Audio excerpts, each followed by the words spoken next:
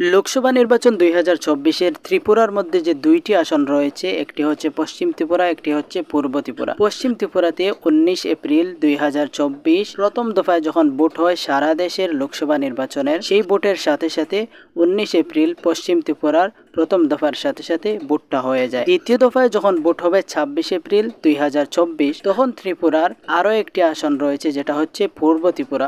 এই পূর্ব ত্রিপুরা আসনে ভোট হবে 26 এপ্রিল 2024 লোকসভা নির্বাচনের দ্বিতীয় দফার যখন ভোট হবে, ওই ভোটের সাথে সাথে সারা দেশের সাথে সাথে ত্রিপুরার দ্বিতীয় আসন পূর্ব ত্রিপুরা, এই আসনের মধ্যে ভোট হবে।